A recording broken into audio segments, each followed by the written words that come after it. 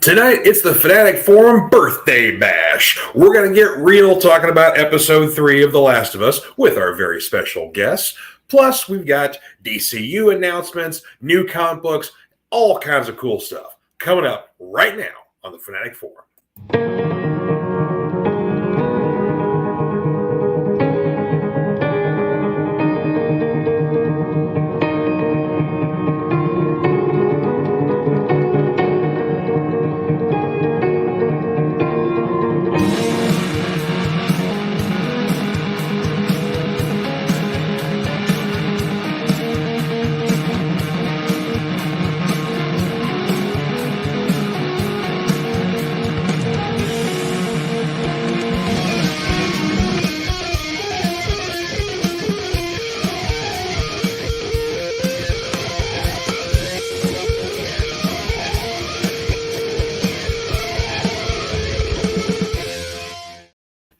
Hey everybody, happy Friday and welcome to the Fanatic Forum. I'm your Fanatic and host, George Buehler. Hope everybody's having a good one out there.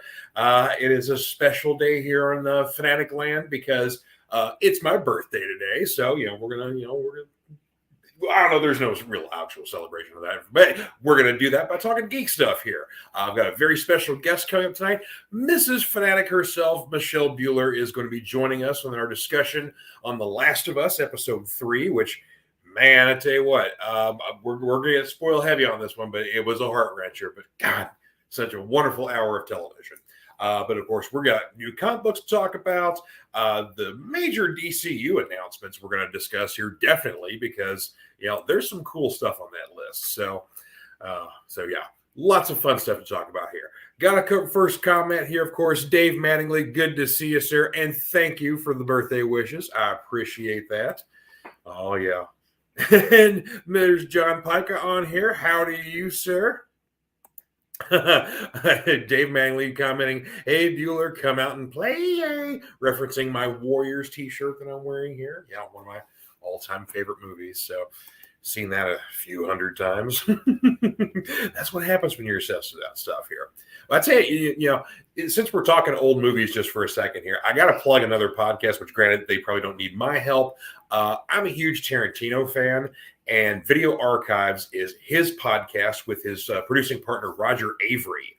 And they basically talk about the old movies that they had in the video store they used to work at called Video Archives. And when the store closed, Tarantino bought the library. And so basically those are the movies they review. They had to be within the library of Video Archives. So it's great. They get to talk about like a lot of, old movies, horror stuff, exploitation, comedy. They get to some foreign films from time to time. So yeah, absolutely love it for Tarantino fans or even just cinephiles. It's just really fun discussion. So, and I'm having a good time going back and watching a lot of these old movies. So, just watched Demonoid last night and Dress to Kill, because I hadn't seen Dress to Kill in probably about 20 years. So, that was a lot of fun. And, let's see, One-Armed, was it One-Armed Avenger or something? Yeah, but it was, I think made in Taiwan or something like that. But it was a, one-armed cop who actually, he got his arm cut off. And anyway, but some crazy movies here. Let me tell you, it's a lot of fun here. Anywho, but speaking of movies here, we got some, thank you, Dave. We are definitely getting into the major DCU stuff here. But first, thank you very much, Johnny, for the birthday wishes there. Happy level up day. I like that. All right, so Dave Manley saying for the DCU stuff, he is especially looking forward to The Authority, Creature Commandos, Booster Gold, and Swamp Thing. Thank you for the natural segue there, Dave. There is some exciting DCU stuff here. So James Gunn basically came out with it earlier in the week, said, here's our first slate of movies coming out here. And basically this is book 1 of part 1 called Gods and Monsters. So we are basically kind of reinventing some familiar characters, but also introducing a whole new slew of characters here. So here's our TV announcement here. So these are basically going to be live action or animated series here. They'll be on HBO Max, respectively, I'm sure. Waller, obviously, with Amanda Waller. We know her from Suicide Squad, from Peacemaker. Viola Davis is reprising the role, as will be several other members of Team Peacemaker. But yeah, she's getting her show, and that couldn't be more exciting because there's no one more to love/hate than Amanda Waller. And Viola Davis has done a fantastic job with the character. So, yeah, that could be a lot of fun. We can see a lot of cameos of different heroes and villains, depending on if it's going to be having kind of a Suicide Squad thing or if she's got bigger plans going on. But, yeah, that's going to be awesome. Next up is Lanterns, which will finally cover the Green Lanterns. Originally, Greg Berlanti had a series he was pitching for a long time for HBO Max, which would have been like a buddy cop kind of show with the Green Lanterns, but apparently that has been scrapped. Now HBO Max kind of wants to do more of a Green Lanterns meets True Detectives, but still apparently going to be featuring Hal Jordan and Jon Stewart as the lead characters for the Lanterns. Obviously, there will be other Lanterns popping up from time to time throughout the series. Creature Commandos, next up, is going to be our animated series for DCU, and it's basically going back to World War II, where we basically had a whole slew of classic monsters and whatever else that worked for the Axis party, or I'm sorry, the Allies, not the Axis, the Allies. They fought for us, but we had like Wolfman, we had Frankenstein and his Mrs. Frankenstein, all kinds of cool, weird characters here. So that's going to be a lot of fun. Let's see here. Dave Mangley comments about Lanterns, saying that Hope Guy Gardner cameos in Lanterns. You know, I am not a Guy Gardner fan. I gotta admit that. He's the worst. A lot of people always didn't care for Kyle Rayner, but man, he's the worst. Yeah, so that's good. Lots of fun there. Let's see. Hey, Brian Wensloff, good to see you, sir. He thinks that J.J. Abrams will be directing Lanterns, the Lantern series. That could be fun. Hasn't been officially announced yet, of course. But yeah, well, that could be interesting. I know James Gunn kind of hinted around possibly the Superman movie, so that he may direct that. He's currently writing it, so we'll see about that. Next up on TV here, this has been a long-awaited one, Booster Gold. Best described Booster Gold, a time-traveling buffoon. He's essentially kind of a failed sports star, failed social media kind of guy. Gets a little bit in the superhero business when he steals a time machine. But yeah, so he basically tries to go back and forth trying to kind of essentially right his own wrongs. And then he kind of gets caught up in the whole time traveling, time policing sort of thing like that. But again, he's a lovable guy, but God, he's a screw up. But it's going to be comedy gold. So that's kind of the idea for the show. I would assume Blue Beetle will pop up somewhere in there because basically in the 80s, you couldn't find a better duo than the Ted Kord Blue Beetle and Booster Gold.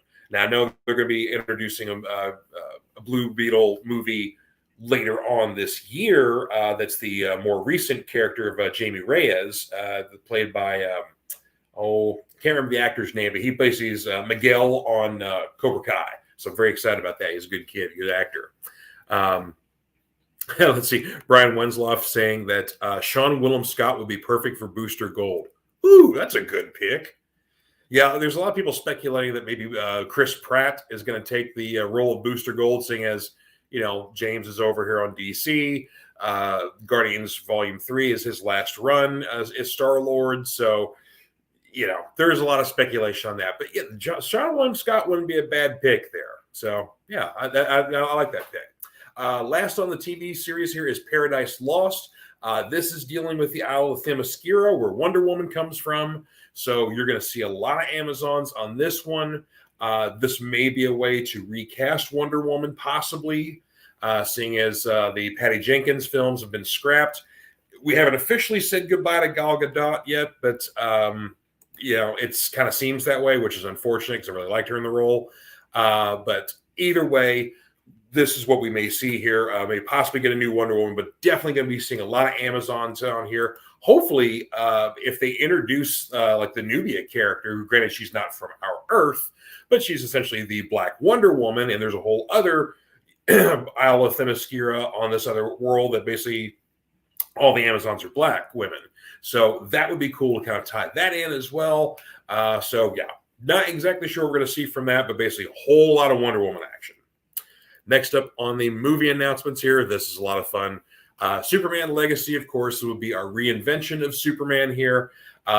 Details are still a little sketchy on this one here, but basically it's going to be kind of dealing with apparently Superman's Kryptonian versus his human identity, trying to make a balance and deal with both. So we'll see about that, but obviously we'd be getting a new Superman for this one here.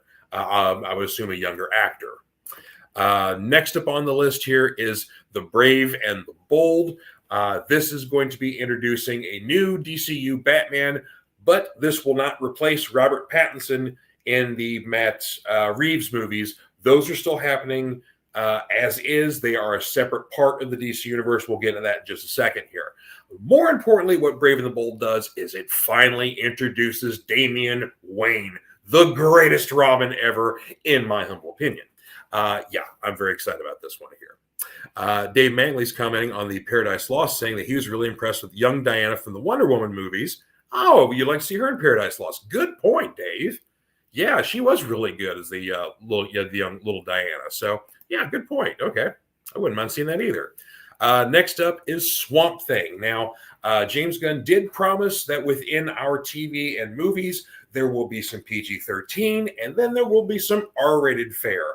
God, I hope Swamp Thing is on that list for the R-rated fare, because this says they're going to do a very much a horror take on the character, possibly a reintroduction here. We'll see, because they did have the DC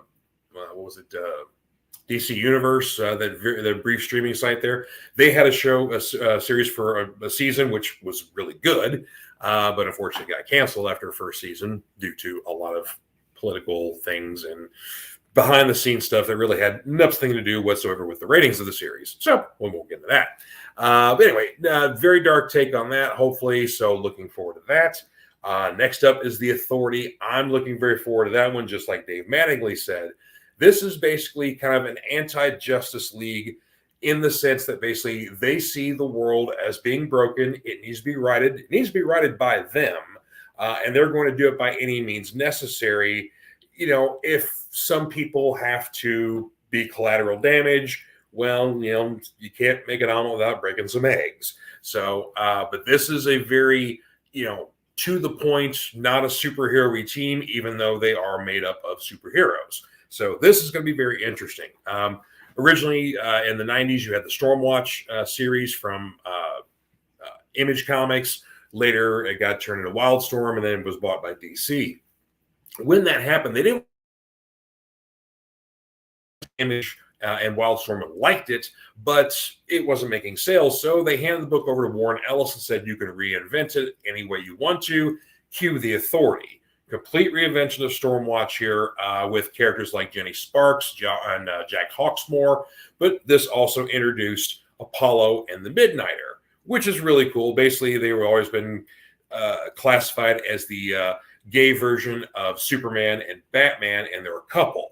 Because the Midnighter is kind of the dark vigilante sort of character, except his big thing is that he can predict his opponent's movements before they happen.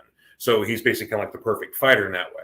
And Apollo is very much like Superman, except he's more of a genetic creation. So there you go. But that's going to be some really cool stuff there. Let's see. Dave Mangley coming on the Swamp Thing stuff said a friend of his was an extra in a couple of those Swamp Thing episodes. Oh, that's really cool. I swear, Dave, every time you reveal a factoid of your life, you just get more and more interesting, sir. Oh, yeah. But that's really cool. Yeah, that was a good show. It was very unfortunate what happened to it. But yeah, good stuff. Last on the list for movies, Supergirl, Woman of Tomorrow. Now, of course, this will be a new introduction of Supergirl. I don't know. I guess we'll have to wait until the Flash movie to come out in June, who apparently there was supposed to be a Supergirl played by Sarah Calley. I don't know if that's still happening or what. We don't know just yet. There's been a lot of changes, obviously. So we'll see how that goes. Nonetheless, we're getting a new Supergirl. This is based off the Tom King series that came out a couple of years ago, which, again, was kind of a reinvention of Supergirl in the sense that basically she saw Krypton be destroyed. She and her family for a time survived on a chunk of Krypton, and then they were able to get Kara off, planet into Earth, basically, kind of get help from, her cousin and whatever else. So, when she gets to Earth, she's already seen a lot of bad stuff, and she's a far more dark and jaded than her cousin, who's, basically had a really nice upbringing. So, I'm not saying that this is going to be like an evil Supergirl or anything like that, but she's not all bright and sunshine and hope like Clark. She's seen some darkness, and so she's maybe a little more practical. But either way, an interesting reinvention of Supergirl, and kind of a nice way to put that in there. So I did find this really cool graphic. We'll get to that here briefly. This is the new DC universe here. So essentially what we are seeing is we've got Shazam coming out next month in March. We've got The Flash coming out in June. This resets the DC universe. Then we've got coming out, let's see, I can't read that one all the way there. Let me get to this up full screen here. That's better. Okay, coming up in August, we've got Blue Beetle, then Aquaman in December. So essentially, we get some sort of reset here. We will see how these movies are affected by that reset. Then, of course, we've got all the films we talked about just a little bit ago here in the Gods and Monsters Chapter 1. DC Elseworlds contains basically our Joker movies. Like we're going to have Joaquin Phoenix, your Robert Pattinson Batman movies, Teen Titans Go, and the Superman and Lois show on the CW. So there you go. That's our new DC universe as it is right now. So lots of stuff to take in here, I know, but yeah, that's that's a lot of cool stuff, though. And I mean, I'm excited. James has obviously proven he likes the weird stuff. He likes the obscure stuff, and so do I. So there you go. That's not too bad of a thing. All right, so we're going to run through our comics here real quick because we got some stuff to discuss when it comes to Last of Us here. All right, so first up here, I've talked about the Lazarus Planet mini-series that's going on right now with DC. This was an interesting tie-in here. Of course, we get a new take here on Firestorm. We get the Titans in this one here and a few other characters I'm covering up. Oh, there we go. Of course, we got the Question. And then, as we previously discussed, City Boys kind of being reinvented, Jack Hawksmoor. So an interesting tie-in here. Of course, all these stories essentially are, affected by the Lazarus reign that's going on, but everybody's kind of got their individual things that are going. So it's, again, kind of an interesting tie-in event that's happening because everything feels very self-contained, even though all this effect is going on. So an interesting book, nonetheless. Curious to see how everything kind of works out from there. We get a double shot of Blade here this week. First off, issue 20 of Moon Knight here, introducing a new villain, which is a really fun thing here. Of course, we love new villains. I've thoroughly enjoyed this new Moon Knight book, but it has a Blade backup story at the end of this book here. Of course, it does tie in to some Moon Knight stuff here, but it also ties in with the next book we're going to talk about here, which is the first issue of Bloodline, Daughter of Blade. So, yep, old Mr. Brooks here had himself a child with his longtime girlfriend, Saffron, who she's been throughout like the 70s and, of course, the 90s reinvention as well. So, yeah. Longtime girlfriend, but of course he's kind of kept things safe and private because he didn't want them to be killed by vampires. But apparently the chip does not fall far from the block or apple tree or whatever the case. Girl's got some powers. She's got some skills, but she's unsure of how exactly her powers work. And it seems maybe that they only work at night. So she may have some limitations she's not quite aware of here, but nonetheless, Dad's on the way here. So yeah, and if you're a Blade fan, this is going to be a fun book, I think, here. So last for our Marvel run here, I can't tell you guys how much I've enjoyed this Captain America series, Sentinel of Liberty. But the Invaders, a different iteration, obviously, have gotten back together to deal with AIM essentially entrapping New York in a force field. And so they're trying to get boots on the ground to deal with this situation. But also now we've got this new version of MODOK that essentially is a mental being. He is extremely bad news. So, yeah, I don't want to spoil too much in this book here, but man, it's a kick in the pants at the end of this issue here, but I'm so into this series right now, so thoroughly enjoying it. Let's see here. Oh, Dave Mattingly commenting said, "I love seeing Commodore Donnie Planet in the previous Moon Knight." Yeah, that was that was a very deep dive, getting Commodore Donnie Planet. So I haven't seen that character in a long time. So yeah, so that was a lot of fun. I enjoyed that. A couple of indie books to talk about here. First from Ablaze, the second issue of Children of the Black Sun. Still very intrigued by this book here. If you weren't able to see the first issue I talked about here, this is somewhat of a take of A Village of the Damned, Children of the Damned, those two movies. Essentially, a black sun dawns twice on our planet. And they're kind of like 10 years apart. But when they happen, essentially, children are born during those black suns. Everybody's kind of going crazy or, freaking out because, all right, there's a black sun. But the children, of course, seem to have abilities. The older children seem to be a little more aggressive, a little more elitist, whereas the two younger children who have these abilities, one seems to maybe want to go along with the group, whereas the other one seems to have a lot more empathy, which makes her a much more interesting character and a bit dangerous to the rest of them. So I'm interested to see how the rest of that's going to develop, but I'm very intrigued by it too. Last but not least here, this is issue 4 of The Approach. I have been with this series from the beginning here. This has just been a lot of fun. Without, again, spoiling too terribly much, this is essentially the Thing in a small, snowed-in airport. A jetliner has to land because of weather conditions. The small airport's barely capable of taking care of them, but they do nonetheless. While they're unloading the plane, everybody's getting resituated. A second small plane lands with one passenger, and he's not quite right. So we've got this being who's keeps changing, getting bigger, morphing, turning into something much more worse and dangerous. And of course, he's eating passengers as well. So lots of great monster hunting fun here. This is the penultimate issue, so we've got one more to go. But it's an exciting conclusion and a heck of a cliffhanger for that one. So yeah, that's amazing. One last thing here before we take our quick commercial break. We got these in the shop a while back, and I finally brought these home myself here. But you all may remember the Superheroes book here. We got 3 volumes of these, issues 2, 3, and 4. And basically, if you don't remember what these are, this was the way you could get like superhero swag back in the day before there were like comic shops. This was brought to you by Heroes World, which was essentially run by Marvel Comics, even though they had DC stuff. But yeah, you can get all this, send away for, different toys, posters, mirrors, mighty mirrors, whatnots.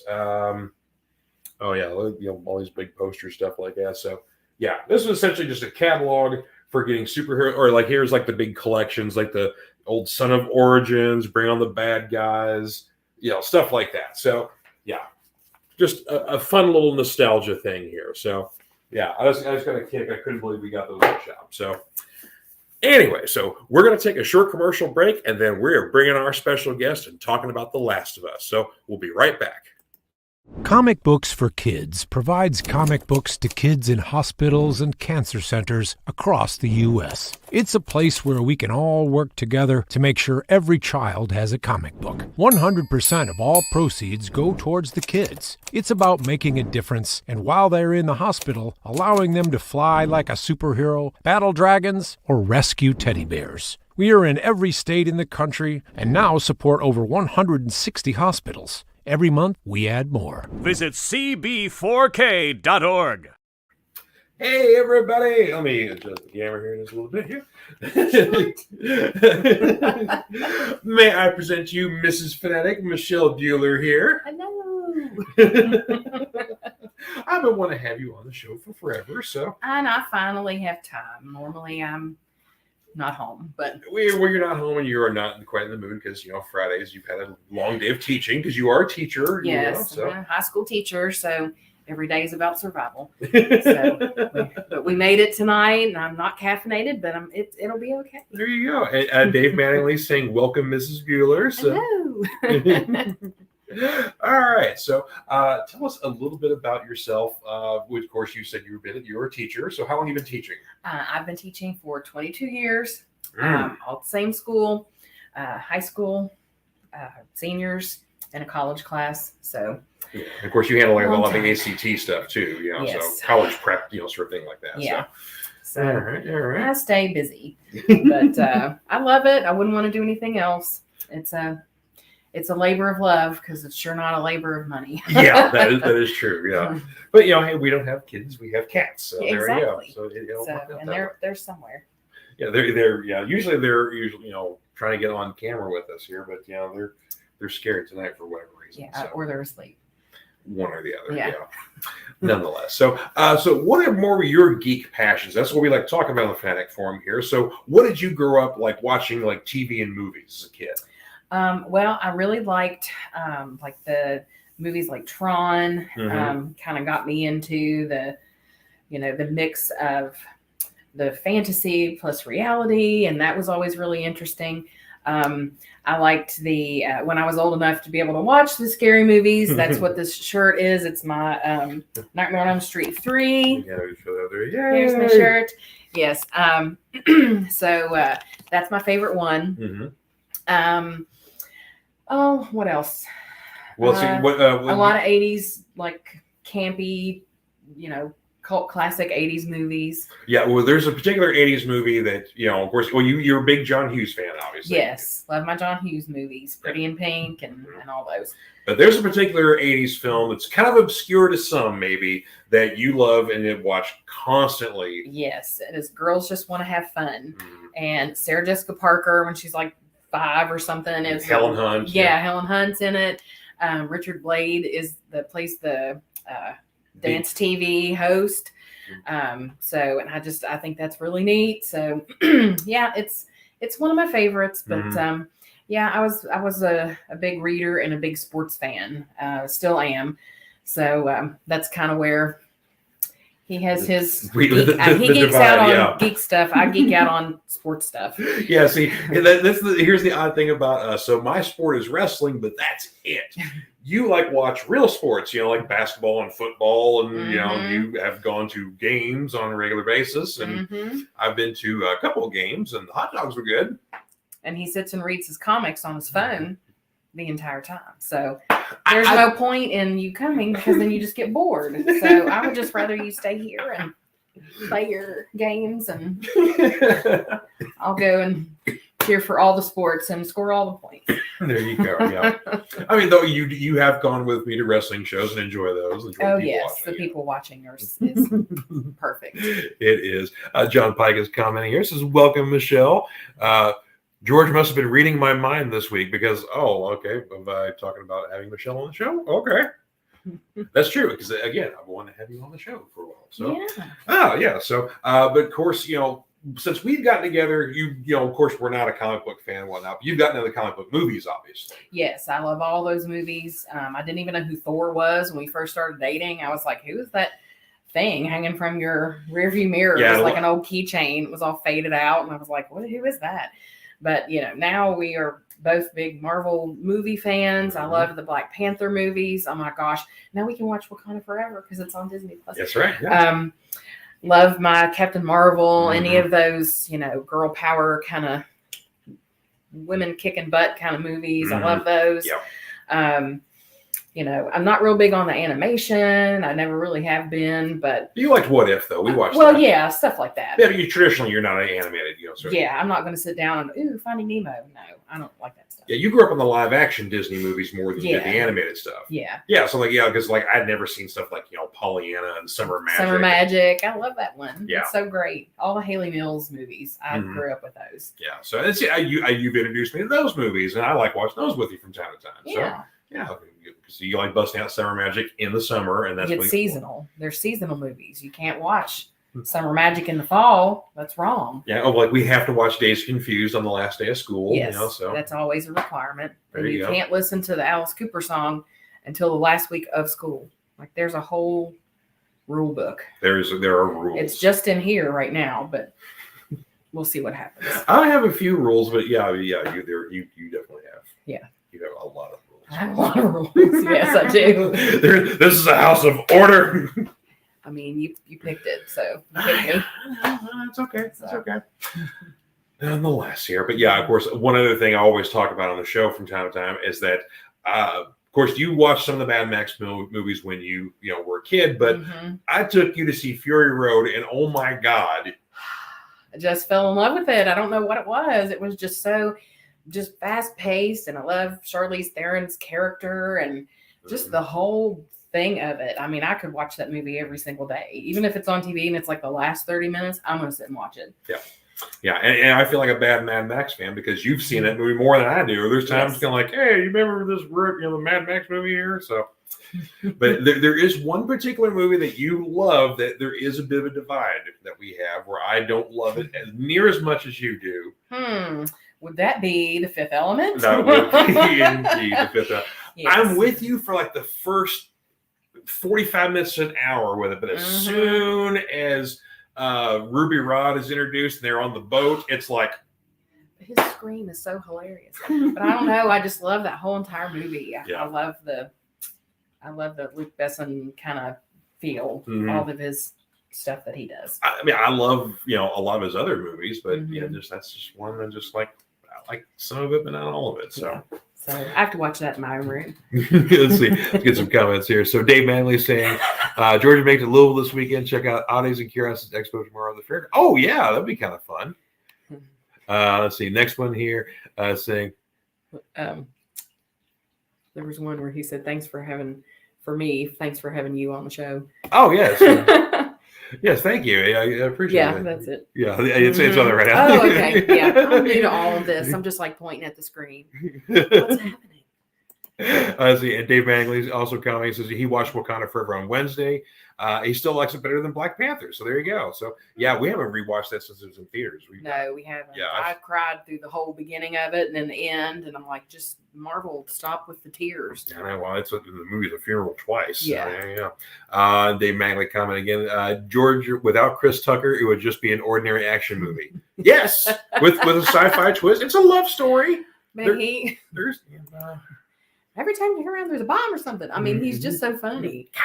And that, but not you doing it, but like he can do it, and it's funny. So, all right, well, we are here to actually talk about The Last of Us episode 3 this week here, and man, because never put a graphic up here, but yeah, this was a heck of a one. I'm sorry, it's cutting you out entirely there. It's creeping around. Oh my God. Oh Lord, that's awesome.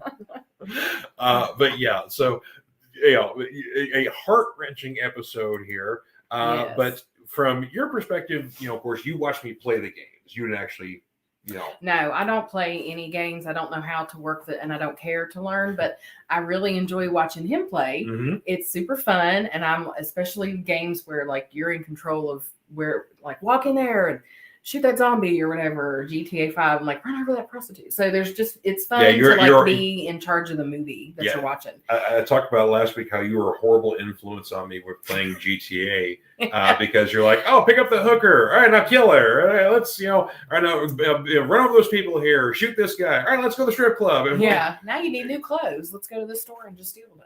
That I think I just get out the frustrations for the week in those games. You have some fun with those. I do. But of course, you love the Red Dead Redemption series because you call it horse game. It's horse game, and then there's zombie horse game. Yes. Where you drive. Yeah. Where you ride the zombie horse. The zombie horse here. Yes, when you drive. Dave hasn't caught The Last of Us yet, so we have to drop off this point. Yeah, I understand. Yeah, because it's good call. Yeah, there's a lot of spoilers this week here. So this is the episode where we know that basically Ellie and Joel are, of course, they're heading out a lot further out. But they know they have to get a truck, and this guy Bill is apparently who's going to get it here. We're like, who's Bill? Then we get this wonderful episode introducing us to who Bill is and eventually Frank. So, what are your initial impressions about this episode here? Well, when we were watching all the previews about Bill, I thought, oh, that's Ron Swanson. Yeah. Parks and Rec. And just all of the prepper and all that stuff, like that's exactly what he would do. So I didn't know that they were going to make me cry and they were going to, initially he was so like, I don't need anybody. I'm independent. I'm not going to help you. And I think when Frank, fell in the hole, and I kind of expected Frank to be, is he going to try to hurt him? Is he going to, is he infected? All that kind of stuff. And it just opened up into this beautiful story about love and how you can find love even in a crappy world. Which we're in right now. So it's a nice reminder that, you can find love in the strangest places. Rihanna had a song about that, didn't it? We found love in a hopeless place. That's right. This is the first time you quoted a Rihanna song has been quoted on Fanatic Forum. So there you go. See, we're dealing with had some firsts going on here. High five. High five, yeah. But yeah, so from playing the game here, we know that basically Bill had a partner when we first meet them, but unfortunately, Frank is already. I'm going to turn this a little bit here so we see. Frank is not with us anymore.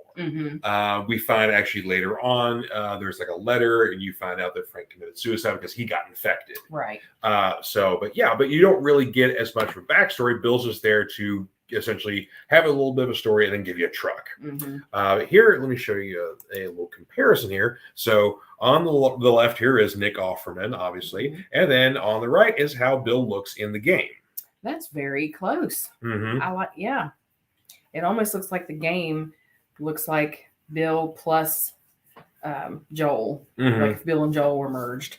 As people. A little bit, So kind of a big difference that or pretty close there. So so Frank's not even seen in the game, unfortunately. So we don't even know what he looks like. So but just to get this great story of two guys who meet each other, they fall in love, maybe they've got some things there, and then just how they cope and deal with it, where it's Frank is offering a little bit more hope. And the strawberry scene where he had taken the time to plant those and care for those, and when Bill like tasted the strawberry and he just like laughed and cried. I mean, it was just such a beautiful.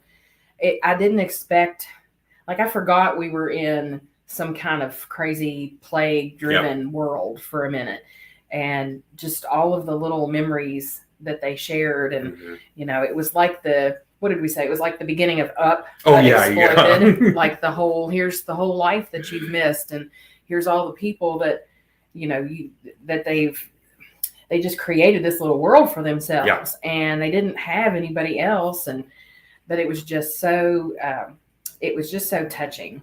To see. I agree. And I like the scene kind of initially where Frank was wanting to basically care for the neighborhood. I want to mow the lawns and paint stuff that needs to be repainted just so this area looks nice. Why shouldn't it be? Like cleaned up the boutique and had a little store, had a little store and stuff. So and of course they eventually somehow Frank got in radio contact with Tess, and so then basically they meet Joel and Tess, and so that's how kind of Joel gets tied into everything. The interesting thing, though, is, of course, a lot of people were curious online with what's this all have to do with everything? The real tie-in is the letter that Frank leaves for Joel, or Bill leaves for Joel, where he's saying, "Hey, we took our own lives. We don't come in here. We got the window open, kind of all that stuff. But it's like, don't be in here. But here's everything you need. Yada yada yada." But then he assumes that Tess is still with them. And so Joel is now reminded for a second time how he has failed a loved one. Even though they didn't quite admit, but you could tell that he and Tess were a couple, they were a thing, wherever else. But this now really kind of foreshadows how attached Joel is going to get to Ellie. And so he's got some difficult decisions to make coming up here. Well, I think that all of these scenes make Joel more human, and I'm just so used to watching him be just the thing that you drive around on a screen, and then now here he is as a human being, and he's lost Tess, and he's lost his daughter, and I mean, you don't expect that in the first episode. You're like, oh, she's a cute kid, and she's dead. So Yeah, exactly. You know, they throw a lot of stuff at you that you don't expect. Right. But yeah, I like how they're taking their time with creating these characters instead of, you know, oh, here's an apocalypse and now we're all running. Like there's human characteristics to these people who should be human. You know, they're the only ones that are left that are. So we're still seeing their emotions and how they handle problems and stuff. So it's just very it's a very creative delivery. Yeah, I agree. And you know, I mean, the games themselves are already very emotionally touching and very sometimes draining. But yeah, the show looks like it's going to even like, all right, hold my beer. Yeah. Oh, you think that was great? I got you, buddy. Yeah. Let's go. But a lot of good announcements for our beloved show here, because I think like viewership went up on the premiere for episode 3, like close to 30%. So another big jump. But then there's been, of course, even more viewership after the episode has aired. So if you guys didn't already know, we're getting a season 2. And the showrunners did actually answer our questions that I initially had, and we had is like, how much of the game are you going to cover in the first season? First season, first game. So second season, second game. So Gabby's coming, kids. Yes. Yeah. I don't remember who that is because I don't. She's in game 2, and she's the notorious character who does the thing that everybody hated in the second game at the beginning. Oh, okay. You know what I'm talking about. Yeah, we've talked about that earlier. I'll have to remember. I'll remind you. I don't want to spoil it for anybody who's never played the games before, but has watched people play them and has apparently forgotten the entire experience. Well, you had important things like, you know, shaping young minds to worry about. So yeah, and taking away their cell phones. Don't pay attention. It's a fun perk of my job. Oh, it is. It is a fun perk. Yeah. Oh, gosh. But yeah, season 1 has got a lot of heartbreak and a lot of stuff because, like, of course, the next episode coming up, we've got a truck. We're moving further to Utah, but if you watch the preview, they've got some roadblocks in the way, and those roadblocks are some bad people's. Yeah, so it's not going to be easy. Yeah, they can't make it easy. No, it wouldn't be a show. No, I mean, you kind of get to see why Joel was more afraid of people than he is afraid of the infected. So here we go. Which is probably smart. And see, that's kind of like we were talking about earlier with, you know, the initial Bill and Frank meeting. It's like we've watched Walking Dead, so our Walking Dead training is like, oh, that guy's going to be bad, and so you think he's going to be bad, and he's not. But then, okay, well, maybe, you know, he's going to lure him. It's like I was the whole time like, okay, well, he wants to take him to bed, so y'all go get in the shower. It's like, okay, I'm thinking like, okay, I know he's going to kill him. He's going to do something. Yeah, and then he's sitting in bed. It's like, oh. A nice, normal man. Oh, they're actually. They are. Okay. Oh, okay. They're okay. They're not going to kill each other. Yeah. All right, nice. Okay, and then kind of jumps further ahead. Yeah. And does, it's like, all right, so they are officially a couple. There you go. So. Well, and shows like this makes it really fun to teach literature that is, you know, post-apocalyptic or dystopian, and because the kids are, well, you've seen this show and you've seen Walking Dead and you all watch, and then that kind of pulls them in because we have some reluctant readers in this. At least where we live. So probably not an odd phenomenon for them to not like reading. But shows like this help to make that type of fiction accessible to a lot more people. Yeah, because I mean, if anybody's looking for like, you know, books to read that are kind of, you know, a post-apocalyptic sort of thing with a lot more adult, you know, dealings and stuff, you know, Cormac McCarthy's The Road. Yeah. That is not. It's a good book, but it is not a nice book. Okay. And you know, I know they came out with the movie of Bird Box. If you've only seen the movie but you haven't read the book, you were missing out because the book is fantastic. I have loaned that book like 6 or 7 times, and I keep having to buy it over and over again because it doesn't get returned, and that's fine. But it was the copy I had was just like soaked on the bottom because I could not get out of the pool in summer without just keeping I couldn't stop. It was just so creative. And how Josh Mallerman makes you scared of nothing is amazing. And when I saw the movie, I was like, really? That's what they're doing with okay. So I just it just kind of messed it up. So yeah, the movie was good, not great. Yeah. And the book is amazing. Great, yeah. Yes. Yeah, see, of course, that's kind of the fun difference between us. It's like, I've tried to get you into comics, but, college ruined comics for you. Yes, graphic novels and things that I was like, okay, I don't know which direction to go, and do I go up or down or around? And I've got 37 papers to do and lesson plans. So, no, that kind of, Yeah. I mean, it's kind of like when you get car sick on a, Dairy Queen blizzard, and you can't, it's not the blizzard's fault, but just the combination. Yeah. So, it's just trauma. Yeah. so nonetheless, so that's where we got you, more into the comic book movies, but you're a book reader. And so, yeah, of course, there are books around this house. Yeah, everywhere. Everywhere, yeah. Whether it would be Everywhere. comics, novels, whatever, periodicals. And I'm always reading like 3 or 4 at a time, Mhm. because I can't just sit and read one all the way through. Of I have course. to have, Yeah.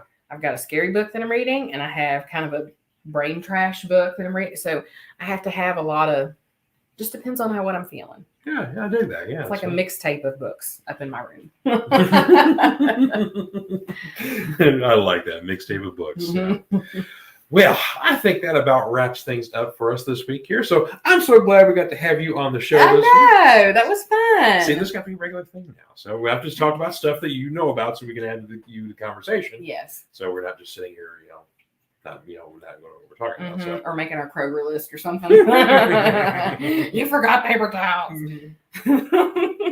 Yeah, we had an unfortunate thing with the Kroger click list. Like, we're going to get, a special dinner for the birthday tonight. Yeah, I was going to make him a recipe that he loves, Mhm. and it takes bacon as part of it and fresh thyme, and Mhm. neither of those things were available.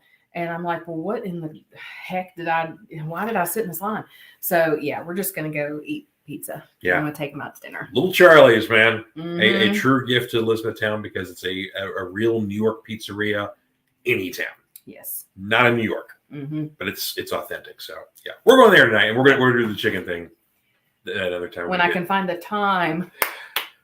Oh, my God. Yes. I was hoping I would get to make that joke today. That's the reason why I'm married. So. You can keep me around. Yeah, that's true. So, all right. Well, thank you guys for joining us. And of course, thank you for joining us. Thank you for having me, sir. Well, of course, this has got to be a regular thing here, I think. Yeah. So you guys have yourselves a wonderful weekend, and we will see you next time on the Fanatic Forum. Take care. Have a good day. Bye-bye.